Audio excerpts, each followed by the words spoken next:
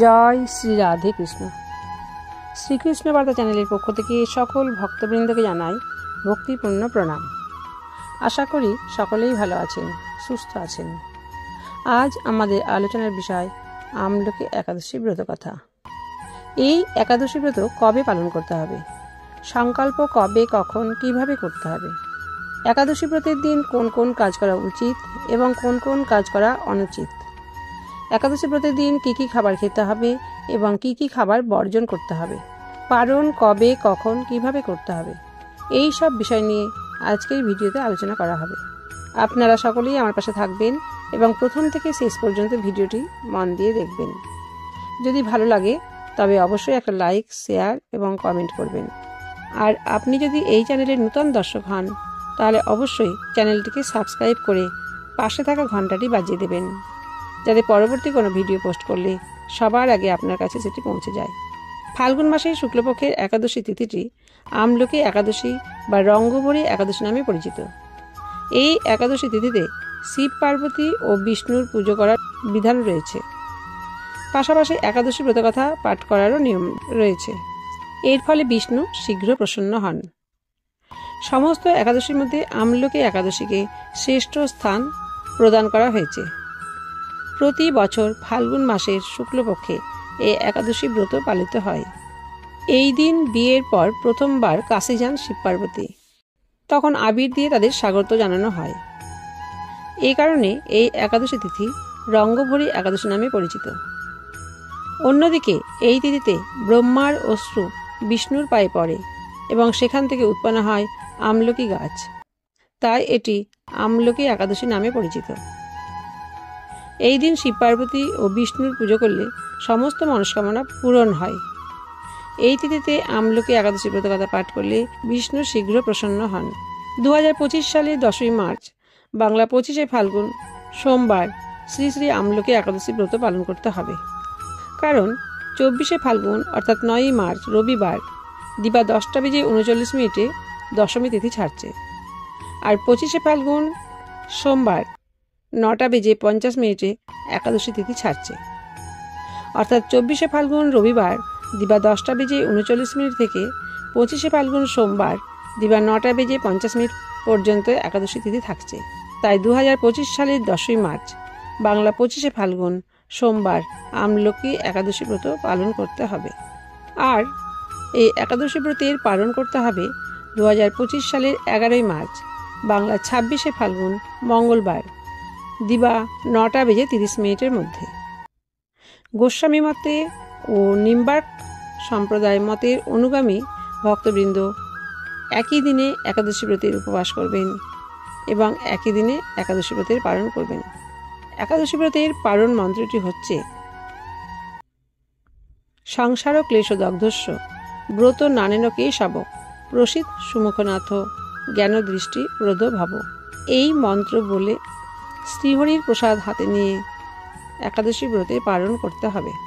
এখন আলোচনা করব একাদশী ব্রত কিভাবে পালন করবেন। একাদশী ব্রতের আগের দিন নিরামিষ আহার গ্রহণ করবেন। সন্ধ্যের সময়ে শ্রীহরির কাছে সংকল্প করবেন। সংকল্প মন্ত্রটি হচ্ছে একাদশং নিরাহারাঃ স্থিত্বা অহম অপরে হহনি ভক্ষামি পুণ্ডরিকাক্ষা শরণং মে ভবাচ্যুত।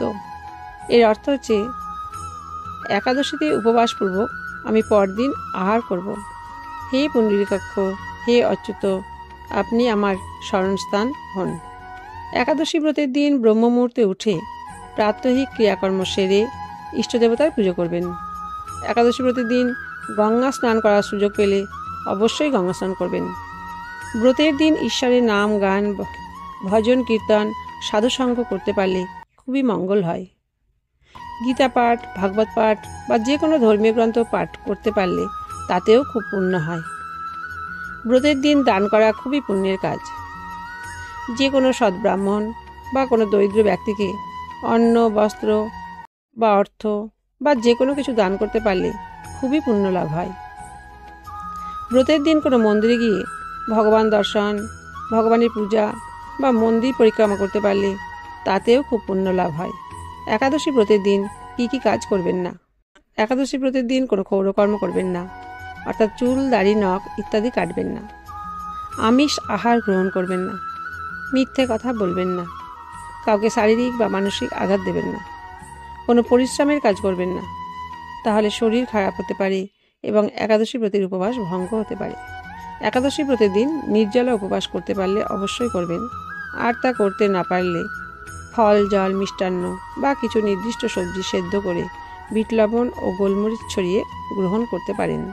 তবে একাদশী প্রতিদিন একাদশী ব্রত মাহাত্ম্য কথা অবশ্যই পাঠ করবেন বা শ্রবণ করবেন। এখন আমি আমলকি একাদশী ব্রতকথা পাঠ করছি, আপনারা মন দিয়ে শ্রবণ করুন, কারণ ব্রতকথা পাঠ করলেও যে ফল পাওয়া যায়, ব্রতকথা মন দিয়ে শ্রবণ করলে সে একই ফল পাওয়া যায়। আমলকি একাদশী মাহাত্ম্য। মহারাজ যুধিষ্ঠির বললেন, হে কৃষ্ণ, ফাল্গুন মাসের শুক্লপক্ষের একাদশী কি নামে বিখ্যাত তা বর্ণনা করুন।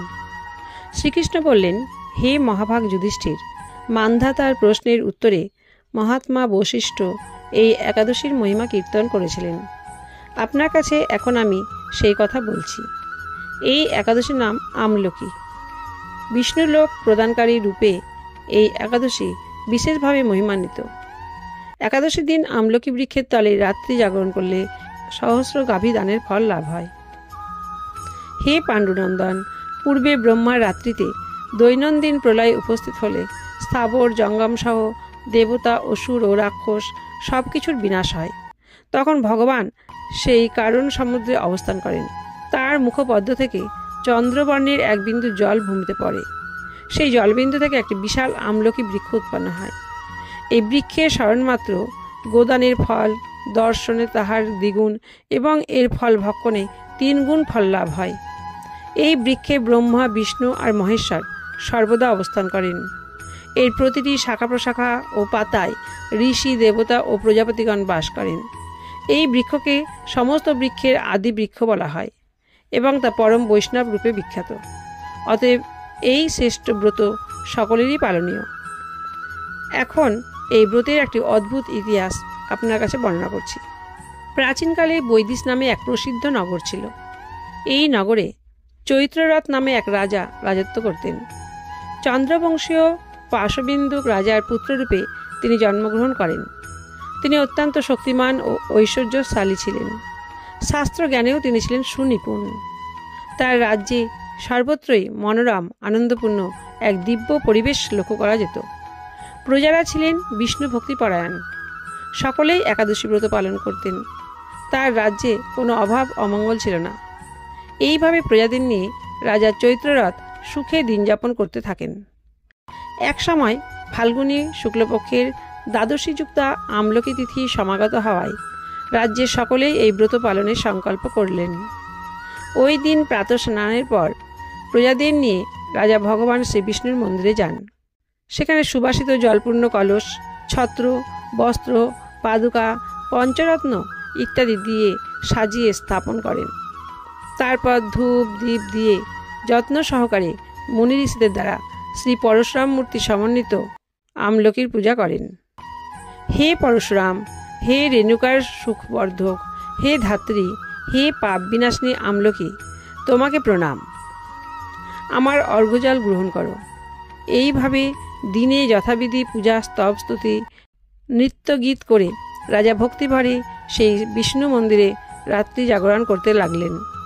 এমন সময় দৈবযোগে একটি ব্যাধ সেখানে উপস্থিত হয়। পূজার সামগ্রী সহ বহু ব্যক্তিকে একত্রে রাত্রি জাগরণ করতে দেখে সে কৌতূহল আক্রান্ত হলো। সে ভাবল, এসব কি ব্যাপার? বিষ্ণু মন্দিরে প্রবেশ করে বসে পড়ল। কলসের উপরে স্থাপিত বিষ্ণু মূর্তি দর্শন করল। ভগবান বিষ্ণু এবং একাদশীর মাহাত্ম্য সে মনোযোগ দিয়ে শুনল। সারাদিন ওই ব্যাধ কিছুই আহার করেনি। এইভাবে ক্ষুধায় কাতর হয়ে সেখানে সে রাত্রি জাগরণ করল। পরদিন প্রজাসহ রাজা নগরের দিকে যাত্রা করলেন। সেই ব্যাধ তার গৃহে ফিরে গেল। এরপর এক সময় ব্যাধের মৃত্যু হলো। একাদশীতে রাত্রি জাগরণ ব্রত প্রভাবে সেই ব্যাধ পরবর্তী জন্মে এক রাজ্যের অধীশ্বর রূপে নিযুক্ত হলো। জয়ন্তী নামে এক নগরী ছিল। সেখানে বিদুরথ নামে এক রাজা বাস করতেন। ওই ব্যাধ বিদুরথ রাজার মহাবলী পুত্ররূপে জন্মগ্রহণ করেন। তার নাম হয় বসুরথ। 1 লক্ষ গ্রামের আধিপত্য তিনি লাভ করলেন। তিনি ছিলেন সূর্যের মতো তেজস্বী, চন্দ্রের মতো কান্তিমান ও পৃথিবীর মতো ক্ষমাশীল। বিভিন্ন সদ্গুণে ভূষিত বসুরাত পরম বিষ্ণু ভক্তিপরায়ণ হন। এই মহাদাতা রাজা একবার শিকার করতে গিয়ে পথ ভুলে যান। গভীর জঙ্গলের মধ্যে ক্ষুধায় পীড়িত হয়ে তিনি ক্লান্তিবশত শুয়ে পড়েন। এমন সময় কতগুলি পর্বত নিবাসী ম্লেচ্ছ রাজার কাছে এসে নানাভাবে উৎপীড়ন করতে থাকে। রাজাকে তাদের শত্রু মনে করে তারা তাকে হত্যা করতে চেষ্টা করে। পূর্বে এই রাজা আমাদের পিতা মাতা পুত্র পৌত্র সবাইকে মেরে ফেলেছে, আমাদের গৃহ ছাড়া করেছে। এই রকম বলতে বলতে ম্লেচ্ছরা রাজাকে হত্যা করতে উদ্যত হয়। তারা বিভিন্ন অস্ত্রশস্ত্রে তাকে আঘাত করতে থাকে, কিন্তু আশ্চর্যের বিষয় তাদের সকল প্রচেষ্টা ব্যর্থ হয়। রাজার কোনো ক্ষতি তারা সাধন করতে পারেনি। তখন রাজার শরীর থেকে নানা অলঙ্কারে বিভূষিতা এক পরমা সুন্দরী স্ত্রী মূর্তি আবির্ভূত হন। মহাশক্তিধারিণী ওই নারী অল্প সময়ের মধ্যেই সকল পাপী ম্লেচ্ছকে নিধন করল। রাজা নিদ্রাভঙ্গ হল। এই ভয়ানক হত্যাকাণ্ড দেখে রাজা অত্যন্ত বিস্মিত হলেন। তিনি বলতে লাগলেন, আহা, আমার শত্রুদের হত্যা করে কে আমার প্রাণ রক্ষা করল? এমন কৃপালু কে আছে? আমি তার প্রতি আমার কৃতজ্ঞতা প্রকাশ করছি। এমন সময় দৈববাণী হল, ভগবান কেশব ব্যতীত শরণাগতকে রক্ষা করবার আর কে আছে? তিনিই শরণাগত পালক। দৈববাণী শুনে তিনি ভক্তিযুক্ত চিত্তে গৃহে ফিরে এলেন। তারপর প্রজাসহ মহাসুখে ইন্দ্রের মতো নিষ্কণ্টক রাজ্য ভোগ করতে লাগলেন। বশিষ্ঠ বললেন, হে রাজন, যে মানুষ এই পরম উত্তম আমলকি একাদশী ব্রত পালন করেন তিনি নিঃসন্দেহে বিষ্ণুলোক প্রাপ্ত হন। ইতি শ্রী শ্রী আমলকি একাদশীর ব্রতকথা পাঠ সমাপ্ত। এতক্ষণ আপনারা আমলকি একাদশীর ব্রতকথা সম্বন্ধে শুনলেন। এই ভিডিওটি যদি আপনাদের ভালো লাগে তাহলে অবশ্যই একটি লাইক করবেন। আপনারা সবাই ভালো থাকবেন, সুস্থ থাকবেন। রাধে রাধে।